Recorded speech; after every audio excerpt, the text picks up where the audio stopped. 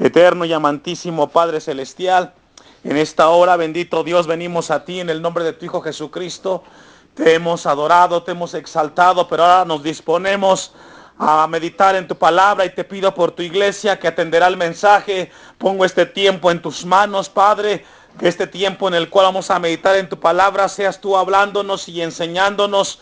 Te pongo, Señor, este tiempo y mi vida como instrumento. Tómame en tus manos, límpiame si fuera necesario, y sea tu palabra, tu gracia, tu Espíritu Santo sobre nosotros. En Cristo Jesús. Amén y amén. Puede sentarse. Hoy iniciamos este capítulo, hermanos, de Santiago. Este capítulo 4, y qué hermoso, hermanos, es de que Dios nos está enseñando muchas cosas como iglesia, ¿verdad, hermanos? Y llegamos a este capítulo 4 que tiene 17 versículos y vamos a iniciar un tema muy importante, hermanos. El peligro de ser un amigo del mundo. Ese es el tema del día de hoy, es el título. El peligro de ser un amigo del mundo. Quiero que me acompañe ahora sí a la cita que le pedí que me acompañara ahí en Timoteo. Timoteo que le dije 3:15. Fíjese de que algo muy importante que Dios me ha mostrado, este texto siempre es algo que no debe de perder uno de vista como ministro y tampoco la iglesia.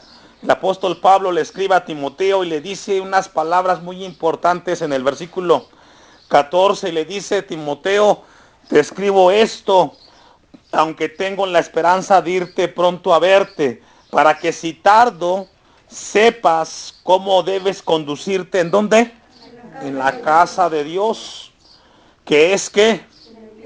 Que es la iglesia del Dios viviente. Fíjese que este templo donde usted está se llama casa de Dios, y es la iglesia ¿de quién? Del Dios viviente.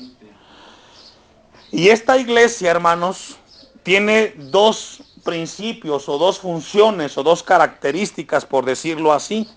Dice el versículo 15 que la iglesia es columna. ¿Y qué dice, hermanos?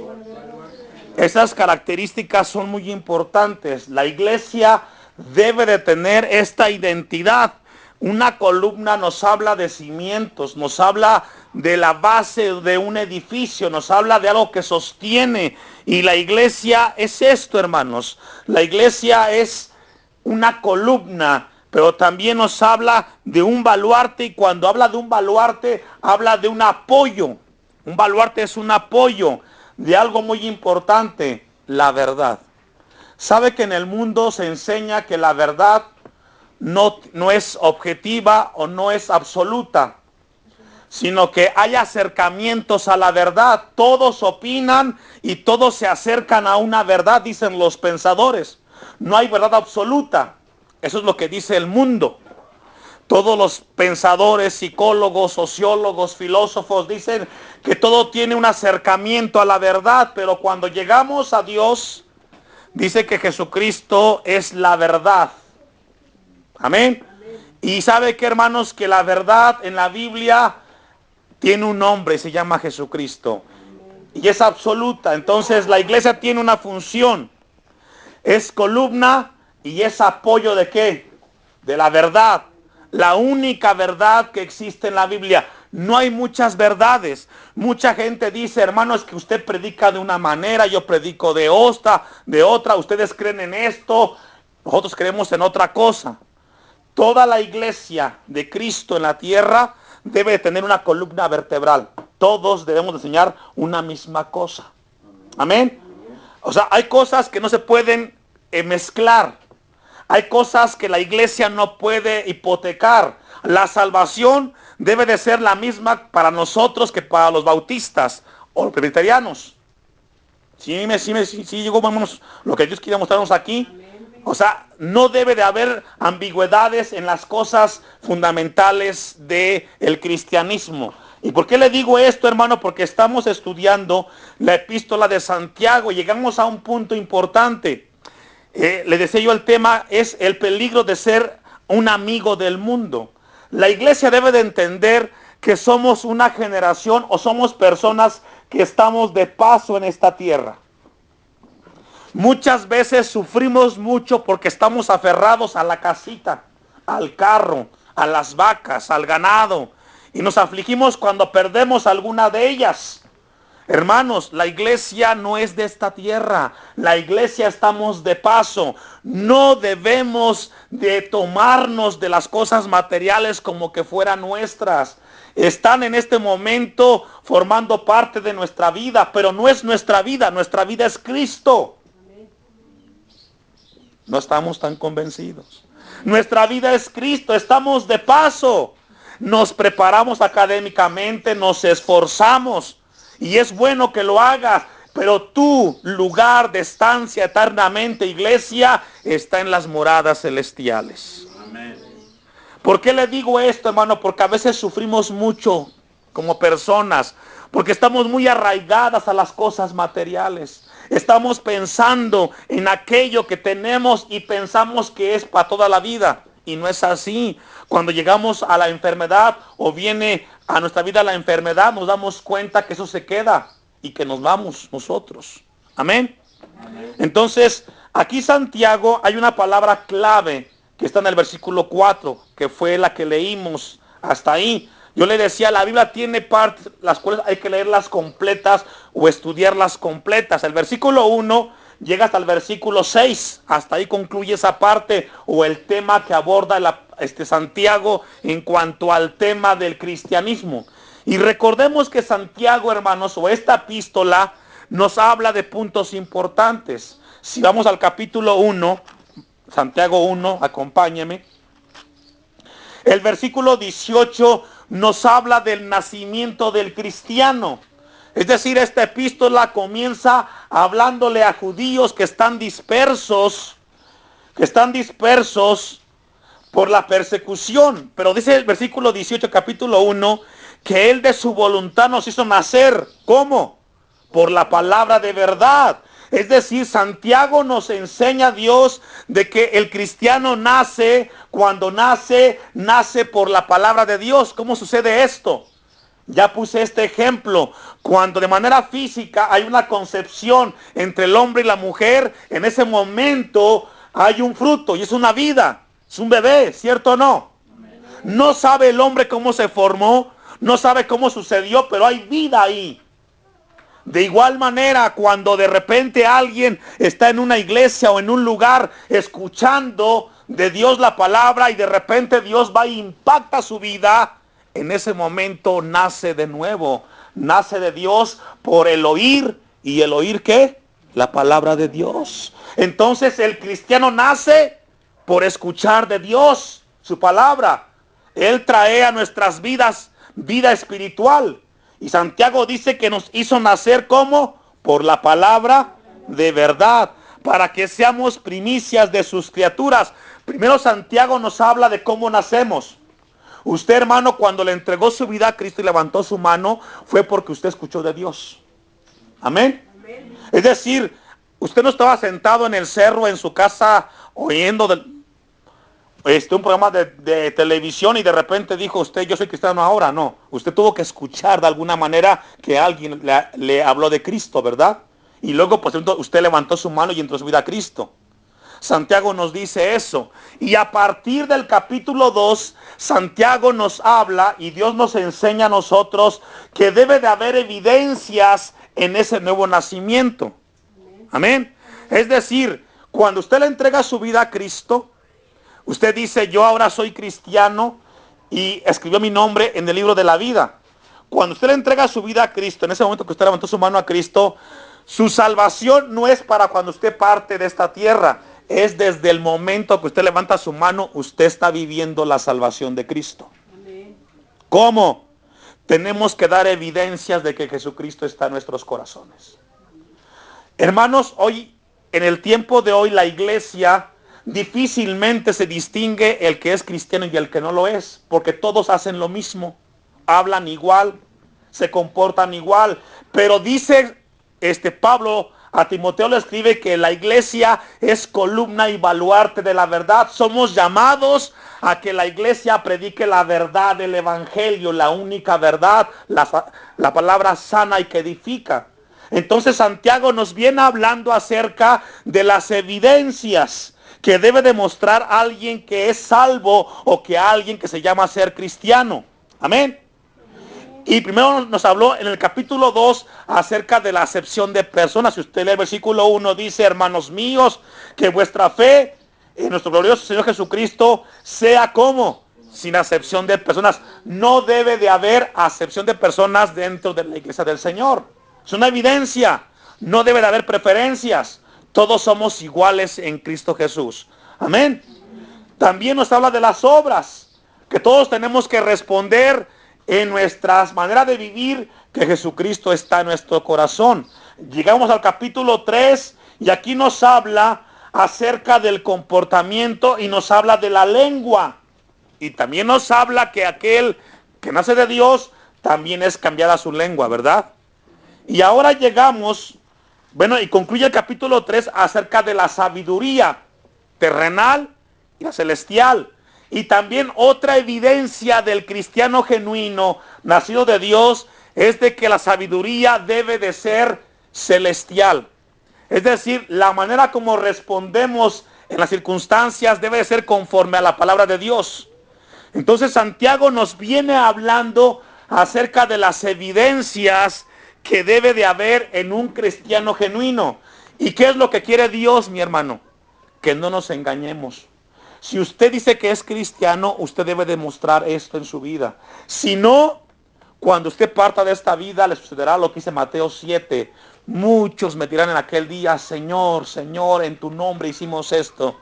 Y Él te dirá: no los conozco. Porque no es lo que digamos, es lo que vivamos conforme a su palabra. Amén.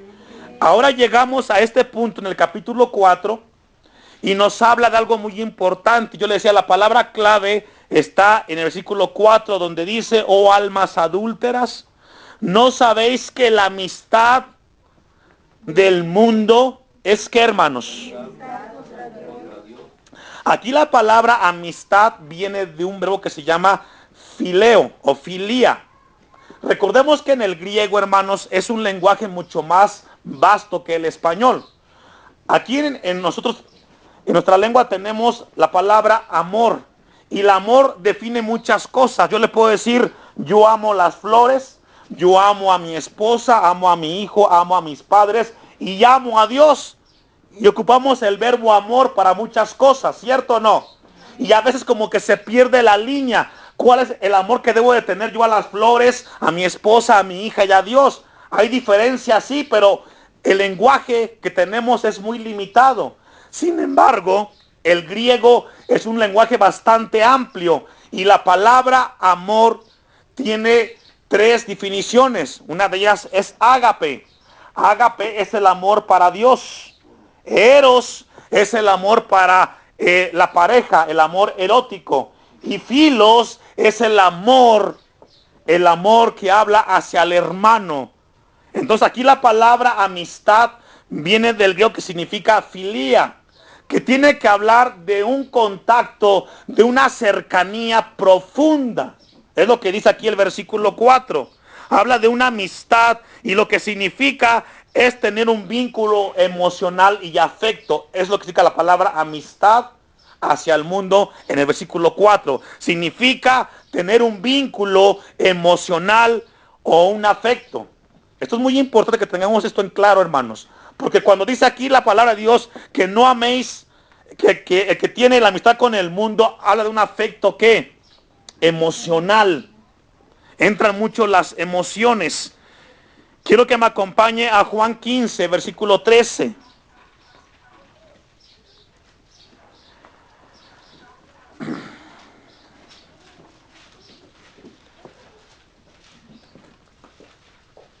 Juan, capítulo, ¿qué les dije? 15, 13. Fíjese lo que Jesús le dice a sus discípulos. Nadie tiene mayor amor, y aquí habla de este amor filea. Aquí habla, porque a veces, hermano, tenemos ese problema nosotros en el español, porque no sabemos definir o diferenciar una cosa con la otra. Yo le decía, por ejemplo, en el inglés,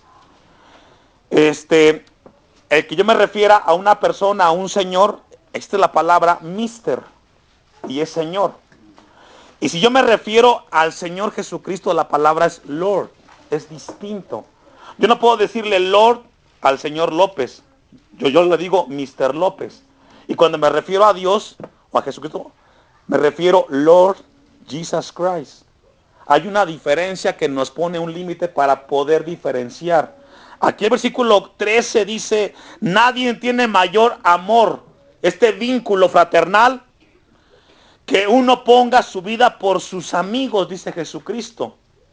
Dice el 15, vosotros sois ¿qué? Mis amigos. Si hacéis, ¿qué dice? Es decir, Jesús los quiere llevar al vínculo del amor, de la correspondencia en la amistad, de un vínculo de afecto. Y le dice, si vosotros sois mis amigos, si hacéis lo que yo os mando. 15, yo no los llamaré siervos, porque el siervo no sabe lo que hace su señor, pero os he llamado amigos, porque todas las cosas que oí de mi Padre os las he dado, ¿qué dice? A conocer. Qué tremendo. Leamos el 16. No me elegisteis vosotros a mí, sino que yo os elegí a vosotros, y os he puesto para que vayáis y llevéis fruto, y vuestro fruto permanezca, para todo lo que pidiereis al Padre en mi nombre, Él os lo dé. Esto os mando. ¿Qué manda Jesucristo? Y fíjese que este tema es el que maneja en el capítulo 4 Santiago, que nos amemos los unos a los otros. Qué difícil, ¿verdad? El poder amar a nuestro hermano que es tan diferente a nosotros. A veces el esposo con la esposa, 20, 40 años, y les cuesta comprenderse el uno con el otro. Pero ¿sabe qué, hermano?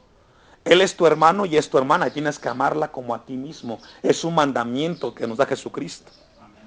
Lea el 18, este es el punto importante de esta porción. Si el mundo os aborrece, sabed que a mí me aborreció antes que a vosotros. A veces nos sentimos mal porque el vecino no nos saluda. Nos sentimos mal porque nuestro papá o mamá en la carne no quiere ser más nuestros amigos. Hermano, Jesucristo nos enseña esto. Sepan que si el mundo los desprecia, los rechaza, no les permite ser de su vínculo social, sepan que a mí me aborrecieron primero, dice Jesucristo. ¿Cuál es el tema que les di, hermanos? La iglesia no puede ser amiga del mundo. No puede tener ese vínculo afectivo con el mundo. La iglesia no es llamada a tener ningún vínculo con ninguna cuestión de este mundo. ¿Por qué? Porque estamos de paso. Cuando nosotros nos juntamos con el mundo, perdemos nuestra esencia como iglesia. Jesucristo dice, si el mundo os aborrece, Él nos dice que sabed, conozcan, sepan que a mí me aborreció antes que vosotros. Jesús quiere dejarnos claros esta tarde que antes que a usted y a mí la gente del mundo nos despreciara, Él fue antes también por el mundo despreciado, fue rechazado. Hermanos, a veces nos sentimos mal por esta parte. Es que el compadre ya me dejó de hablar. Es que la comadre ya no quiere venir a la casa y me siento mal. Mi tío, mi abuelo ya no quieren ser mis amigos. Mis hijos, mis papás me rechazan.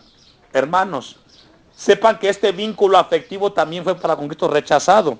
Amén. Acompáñenme a una cita más, a Romanos 5, 10.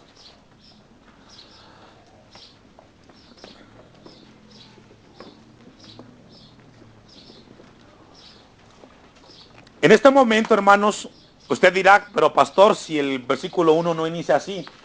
Lo que pasa es que le quiero dar a usted como iglesia referencia qué significa ser amigo del mundo y enemigo del mundo. El término mundo, antes de que leamos Romanos 5:10, quiero compartirle esto. La palabra mundo viene de un vocablo que significa cosmos en el griego. Cosmos, con K. Y cosmos significa el mundo donde el hombre es el centro de todas las cosas. El hombre es el centro de atención de todas las cosas. Veamos hoy en la actualidad que usted va a un supermercado y ve una revista y siempre está el hombre siendo el centro de todo. Vemos los programas, cómo se han creado tantos premios, dándole al hombre el premio por tal cosa, por tal cosa. Es decir, el hombre reconoce los logros del mismo hombre. Amén. Eso significa cosmos, donde el hombre reconoce y enaltece al mismo hombre. Yo me hacía la pregunta en esto: ¿cómo un hombre que camina en pecado puede reconocer la virtud de otro hombre que está igual en pecado? Es una gran contradicción. Pero el hombre está así. Hoy el mundo está de esta manera. El hombre reconoce al otro hombre cuando los dos están mal, viviendo vidas frías, alejadas de Dios. Entonces, la palabra mundo significa cosmos, donde implica que el hombre es el centro de todo y todo gira alrededor del mismo hombre. Y Romanos 5, versículo 10 dice lo siguiente: porque si siendo enemigos fuimos reconciliados con Dios por la muerte de su Hijo, mucho más estando reconciliados seremos salvos para su vida. ¿Qué dice aquí el apóstol Pablo? A partir de aquí, hermanos, quiero mostrarles quiénes son los enemigos de Dios. Los enemigos de Dios. Y sabe que usted y yo antes éramos enemigos de Dios. ¿Por qué? Porque vivíamos alejados de Dios. No caminábamos en su voluntad, no caminábamos en su palabra, rechazábamos todo lo de Dios y andábamos viviendo una vida en desorden. Y aquí el apóstol Pablo dice: porque siendo ¿qué? Enemigos. ¿Quiénes? Todos los que estaban en Roma en aquel entonces, hoy usted y yo, fuimos reconciliados con Dios. ¿Cómo? Por la muerte de su Hijo. Es decir, ahora usted y yo somos amigos de Dios. ¿Por qué? Porque fuimos reconciliados cuando le entregamos nuestra vida a Cristo. Y ahora la iglesia camina en obediencia. ¿A quién? A Dios. Ya no somos enemigos de Dios. Mucho más estando reconciliados, ¿qué dice? Seremos salvos. ¿Para qué dice? Por su vida. Romanos 8:6, acompáñame.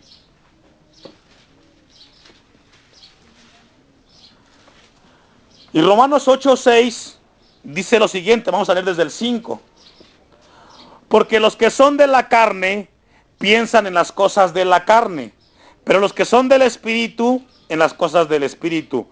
Porque el ocuparse de la carne es muerte, pero el ocuparse del Espíritu, ¿qué dice?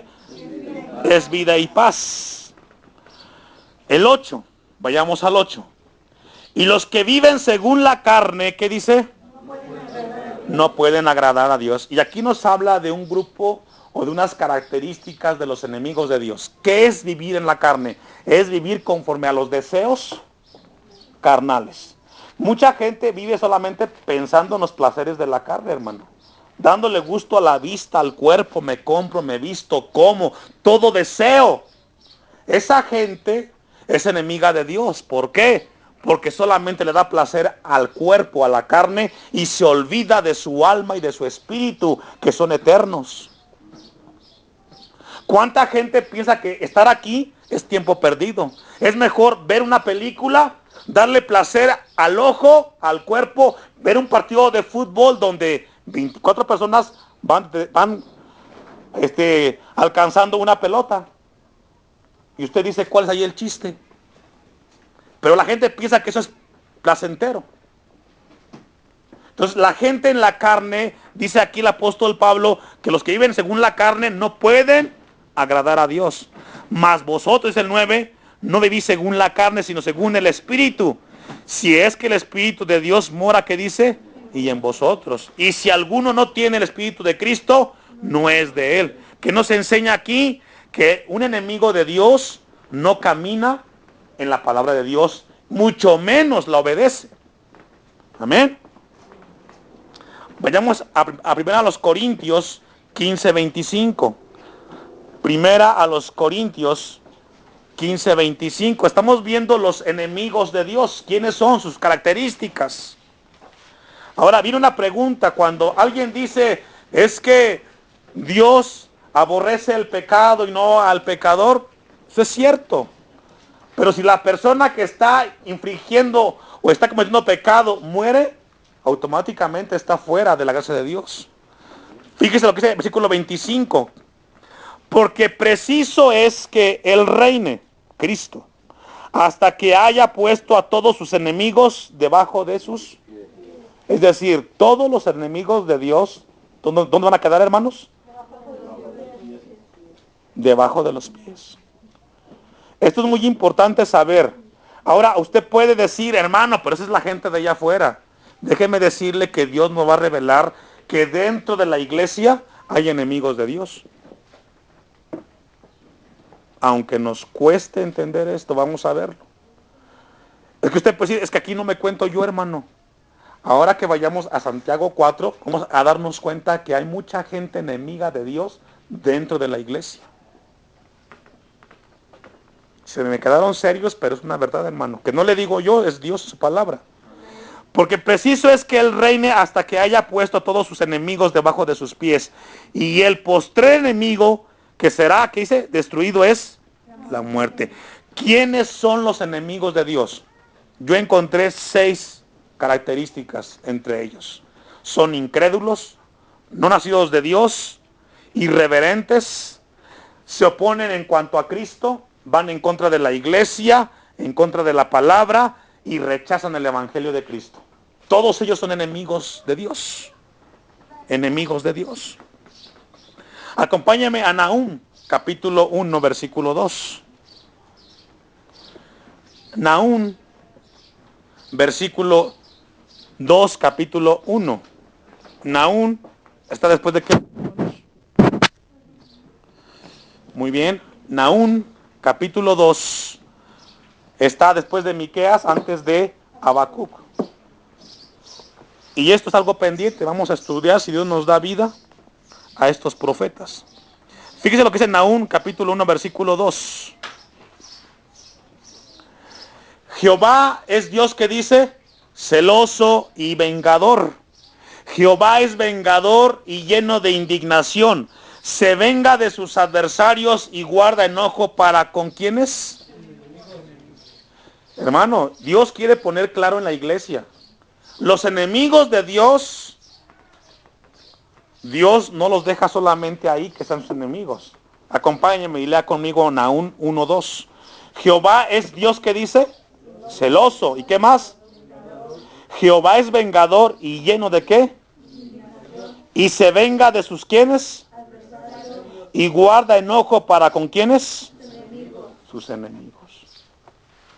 Esto lo quiere dejar claro en esta parte de Santiago 4.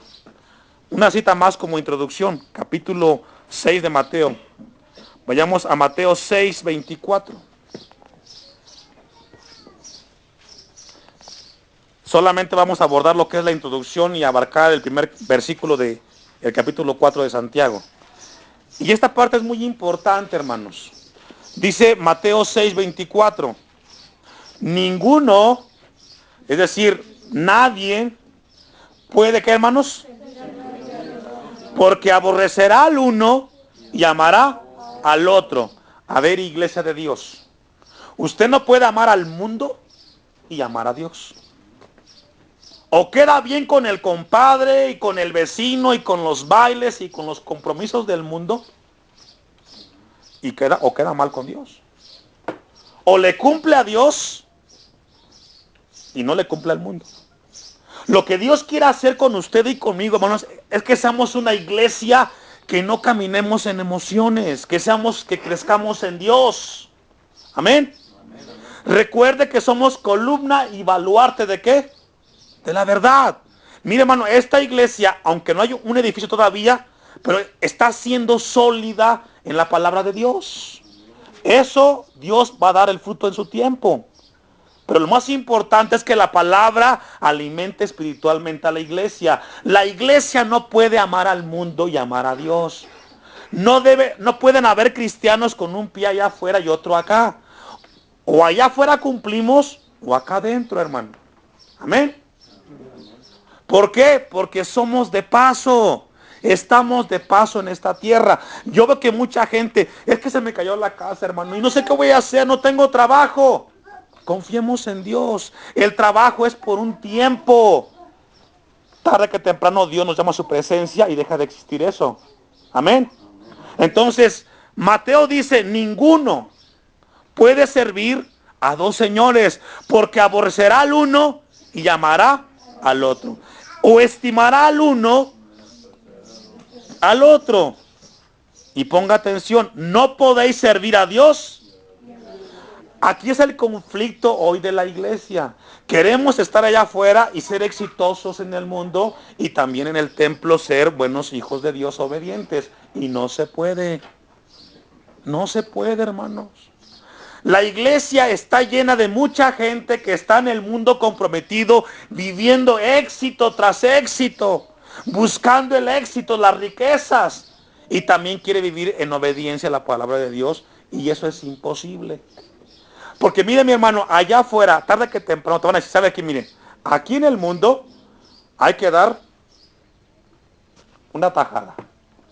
Usted se pone o no avanza. Y si usted es cristiano, hermano, no tiene cabida allá afuera. Porque usted es honrado. ¿Cierto o no? Levante su mano, los honrados. Híjole, no todos. Ya ve, qué difícil. No, pues sí, hermano. Es que la iglesia no puede ser parte del mundo. Y Dios quiere dejar esta clara. Dios nos habla que no podemos servir a dos señores. Amén. Vayamos ahora sí a Santiago, capítulo 4. Sabe que, vamos al versículo 1. Antes de que lo leamos, le comparto el siguiente. Pues es un comentario que me hizo un pastor. Y cuando me comentaba me estremeció en su momento.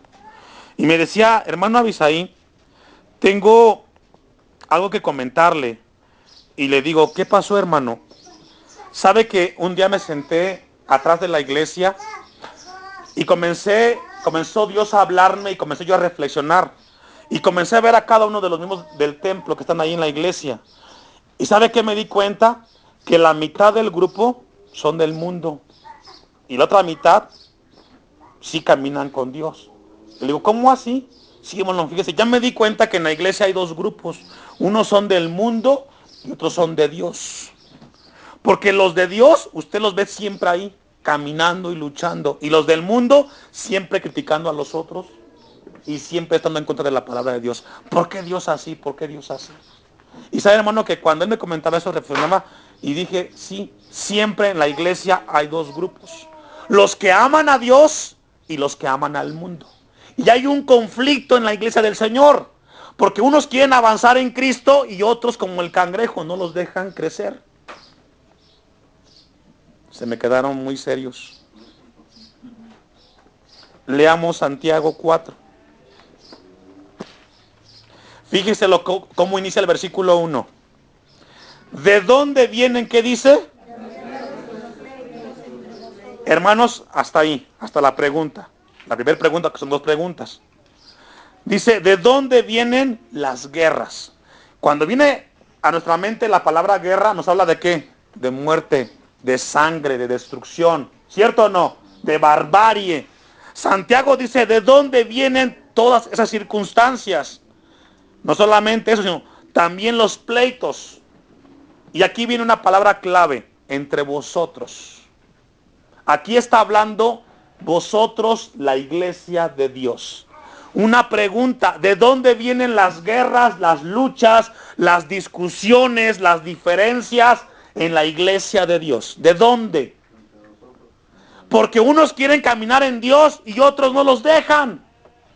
Es que él es muy santurrón, hermano. Él solamente oración y palabra de Dios.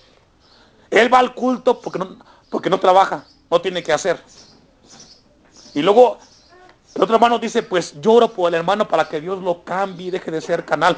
¿Por qué no se afianza en Dios, hermano? Échenle ganas, busque a Dios. Y vemos a un hermano que lucha para caminar la palabra de Dios y otro que no quiere caminar a Dios.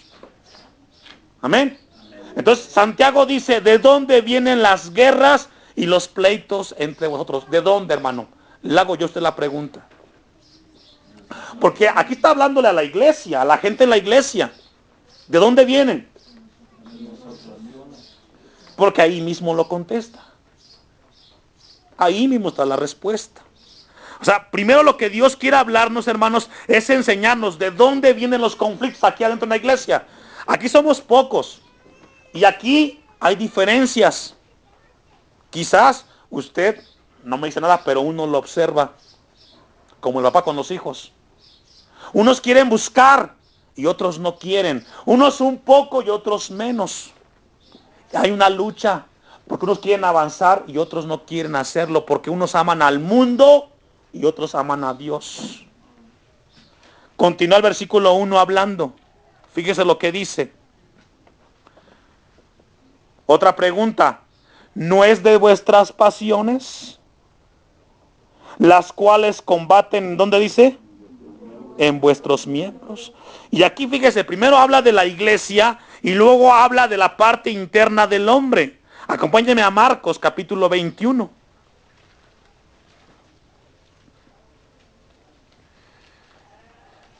Perdón, Marcos 7:21.